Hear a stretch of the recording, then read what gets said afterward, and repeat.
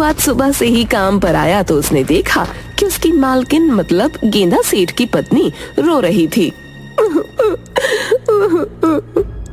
क्या हुआ मालकिन, आप रो क्यों रही हैं? सब कुछ ठीक तो है?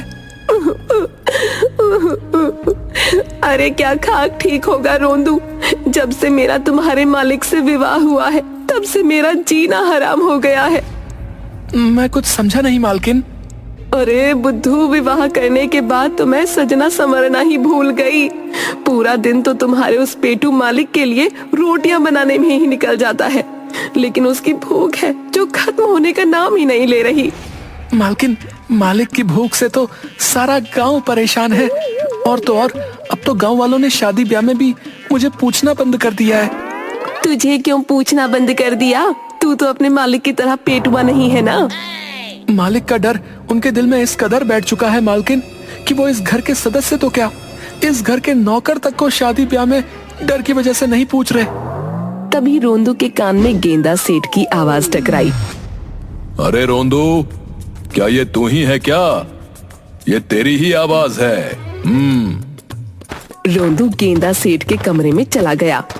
हाँ मालिक, ये मेरी ही आवाज है। कल रात मैं ही तो यहाँ से गया था, इतनी जल्दी भूल गए? तू तो जानता है रोंदू कि जब मुझे भूख लगती है तो मैं अपनी पत्नी की भी आवाज को नहीं पहचानता। जा, अपनी मालकिन को बोल दे कि जल्दी से मेरे लिए खाना ले आए। तभी गेंदा सेठ की पत्नी वहाँ आ गई। अजी, ये क्या बोल रहे हैं आप? अभी कुछ देर पहले ही तो आपने पेट भर के भोजन किया था। ये क्या बोल रही हो तुम? मेरा पेट कभी भरा है क्या? और वैसे भी वो तो मैंने हल्का फुल्का नाश्ता किया था बस। उसे किए हुए भी काफी देर हो गई।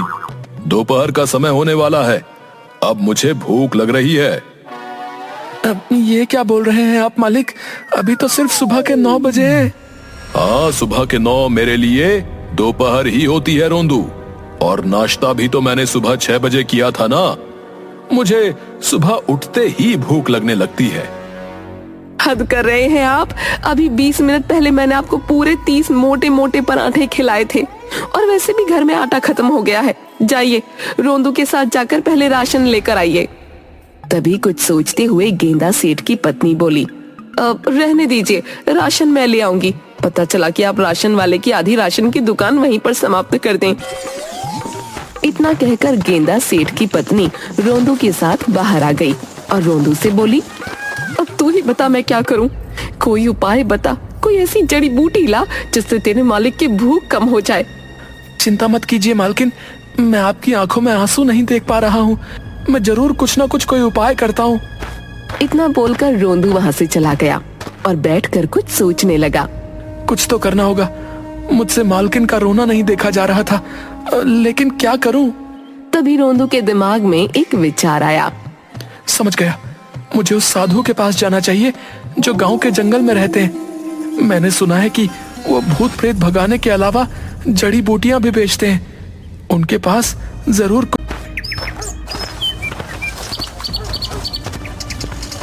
रोंदू सीधा उस साधु के पास पहुंचा।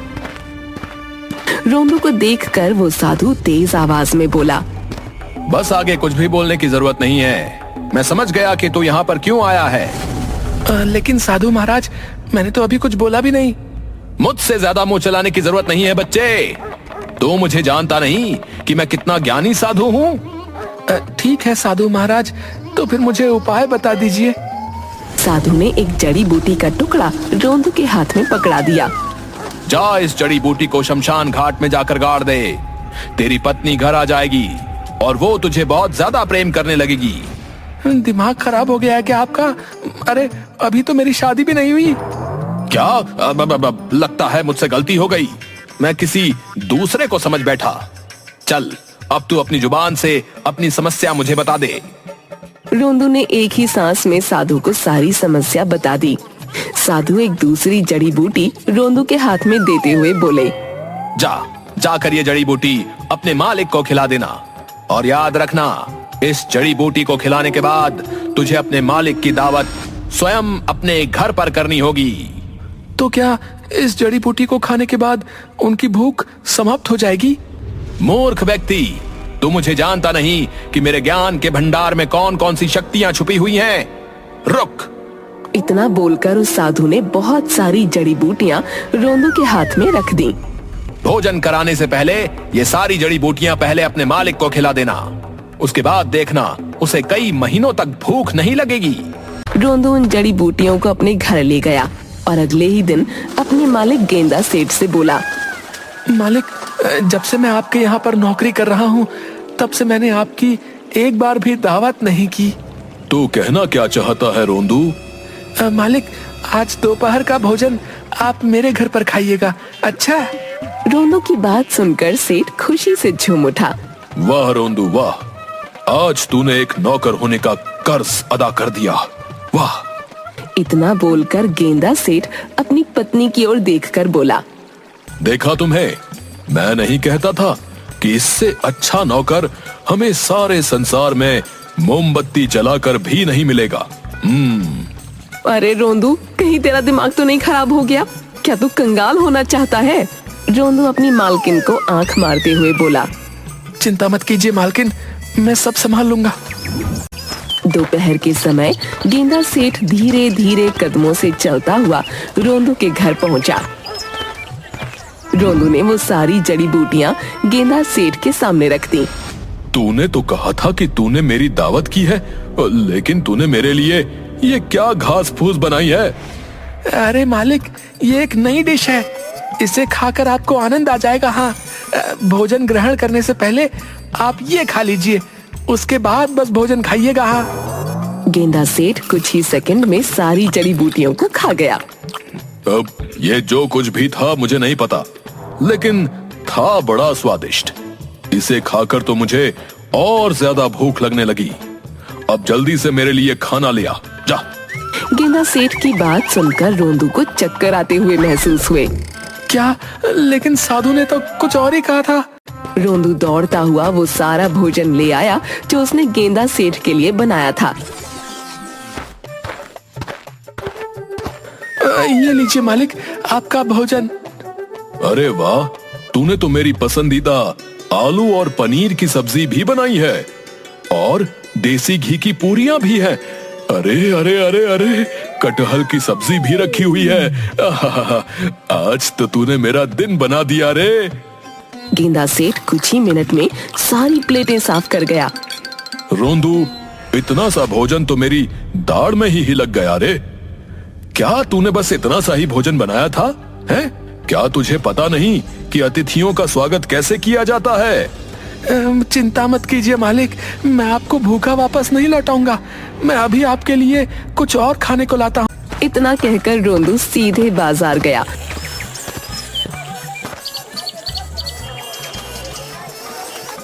और बाजार से बहुत सारा खाना ले आया। अरे वाह रोंदू, ये तो बाजार की सब्जी मालूम पड़ रही है। सालों से मैंने बाजार का खाना नहीं खाया। आखिरी बार जब बाजार में एक ढाबे पर खाना खाने गया था तो उसके ढाबे पर खाना ही खत्म हो गया था। खाना खत्म नहीं हुआ था मालिक, आप ढाबे का सारा खाना खा गए थे। यहाँ तक कि खाना खाने के बाद खाना बनाने के लिए जो ढाबे के मालिक ने कोयले रखे हुए थे वो भी चट कर गए थे। हाँ, मुझे याद है। वो सब छोड़, आज तो मजा आ जाएगा। गेंदा सेठ होटल से लाया हुआ सारा खाना कुछ ही देर में खा गया। मैं जितना खाना खा रहा हूँ उससे कुछ भला ही नहीं हो रहा, बल्कि मेरी भूख दोगुनी तिगुनी चौगुनी होती जा रही है। अरे मालिक, जहाँ गिनती का अंत हो जाता है, आपकी भूख तो उससे भी बड़ी है मालिक। तभी गेंदा सेठ क्रोधित होते हुए बोला, मुझे गुस्सा भी आ रहा है रोंदू, जल्दी से मेरे लिए कुछ और खाने को लेकर आ, नहीं तो मैं। नहीं तो क्या मालिक? नहीं तो मुझे ऐसा लग रहा है रोंदू कि मैं तुझे ही खा जाऊं। कहीं उस साधु ने मुझे मूर्ख तो नहीं बना दिया? उसने तो कहा था कि जड़ी बूटियां खाने के बाद इस पेटुए को महीनों महीनों भूख नहीं लगेगी है, लेकिन इसका चेहरा देखकर तो वास्तव में ऐसा लग रहा है कि जैसे ये पेटू इंसानों को ही खाने लगेगा। क्या करूं? हाँ, घर में चाय की पत्ती, चीनी और कुछ मसाले रखे हुए, वही रख देता हूँ। रोंदू दौड़ता हुआ रसोई घर में गया और रसोई से चीनी, आटा, चाय पत्ती और सारे मिर्च मसाले ले आया। गेंदा सेठ उन सबको खा गया। अरे बाप रे बाप, ये इंसान है या राक्षस? ये तो चीनी, पत्ती, आटा, मिर्च, मसाले ये सब ऐसे खा गया जैसे गाजर मूली। अब क्या करूं? रोंदू, अरे कुछ भी भला नहीं हुआ। अपने अतिथियों का स्वागत ऐसे ही करोगे क्या? जाओ मेरे लिए और भोजन लेकर आओ। मालिक, गलती हो गई मालिक, बहुत बड़ी गलती हो गई। मुझे आपकी दावत करनी ही नहीं चाहिए थी मालिक। मैं मालकिन के आंसू देखकर भावनाओं में कुछ ज्यादा ही बह गया था मालिक। अब जब दावत की ही है तो फिर मुझे भूखा मत लौटाओ। मालिक, मेरे पास जितने पैसे थे मैं उसका बाजार से खाना ले आया। घर में जितना भी सामान था सब आपके सामने रख दिया। वास्तव में अब घर में कुछ भी नहीं बचा है।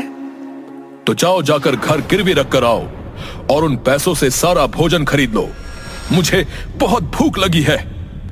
मालिक, आपके भोजन का इंतजाम मैंने किसी और जगह भी कर रखा है। मुझे पता था कि आपका पेट नहीं भरेगा। चलिए चलिए, आप मेरे साथ चलिए।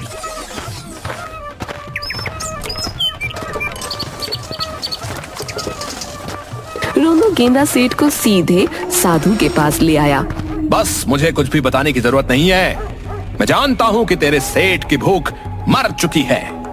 अब तू यहाँ पर इसे इसलिए लेकर आया है ताकि मैं इसे वो जड़ी बूटी दे दूं जिससे इसे फिर से भूख लगने लगे। बकवास बंद करो महाराज।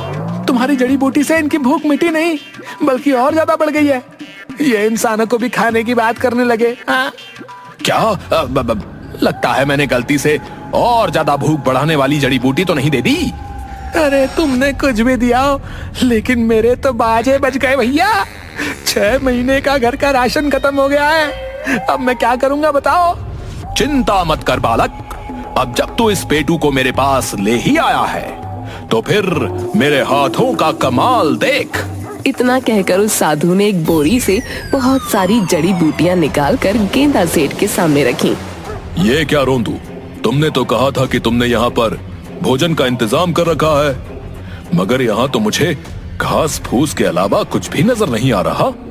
ये वही घास फूस है मालिक, जो आपको बहुत पसंद आई थी। ये वही है ये जो कुछ देर पहले आपने मेरे घर पर खाई थी ना, वही।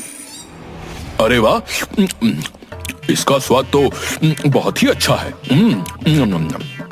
इतना कहकर गेंदा सेठ ने वो सारी जड़ी बूटियां खा ली।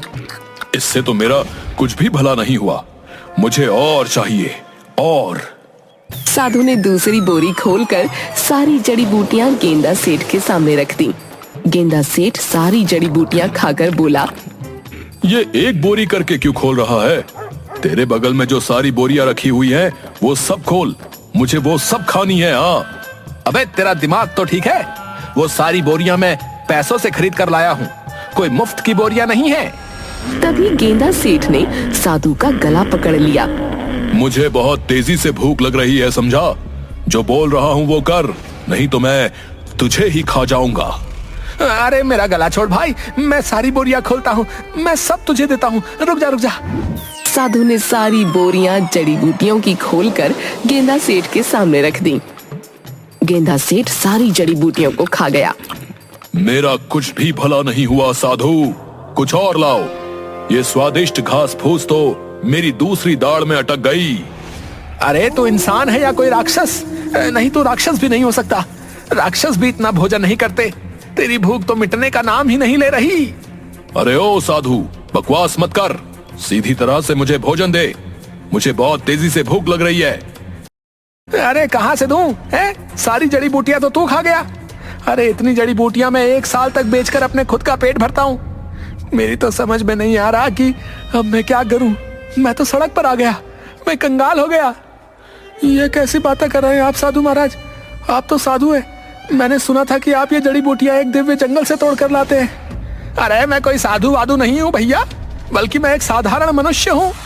मैंने तो साधु का चोला इसलिए धारण कर रखा था ताकि लोग मुझ पर विश्वास करके मेरी बाजार से खरीद कर लाई हुई जड़ी बूटियां खरीद सके। अब तू मुझे इस सेठ से छुटकारा दिलवाने का कोई उपाय बता भैया। पागल हो गए हो क्या? अरे उपाय के लिए तो मैं खुद तुम्हारे पास आया था। ये तुम दोनों क्या बकवास कर रहे हो? जल्दी से मेरे लिए भोजन लेकर आओ, मुझे भूख लगी है। साधु क्रोधित होता हुआ गेंदा सेठ की ओर देखकर बोला, रुक भुक्कड़, देखता हूँ तू कितना खाता है, रुक। इतना कहकर वो साधु कमरे के अंदर से बहुत सारे फल ले आया जो उसने स्वयं खाने के लिए 10 दिन के लिए इकट्ठा करके रखे थे। गेंदा सेठ कुछ ही देर में वो सारे फल चट कर जाता है। मुझे और भूख लगी है। साधु वहीं पर चक्कर खाकर बेहोश होकर गिर गया। ये तो बेहोश हो गया रोंदू, अब तुम ही मेरे लिए भोजन लेकर आओ। मगर रोंदू बेचारा भोजन कहाँ से लाता? वो सीधा वहाँ से बाहर की तरफ भागा और गेंदा सेठ उसके पीछे। रुक जा रोंदू, तूने मुझे दावत दी है, अपने अतिथि को भूखा जाने देगा क्या? नहीं मालिक, आज के बाद कसम खाता हूँ किसी को भी दावत नहीं दूंगा। मैं कहता हूँ रुक जा रोंदू, मुझे भूख लग रही है। मगर रोंदू नहीं रुका और गेंदा सेठ थक हार कर घर वापस चला गया।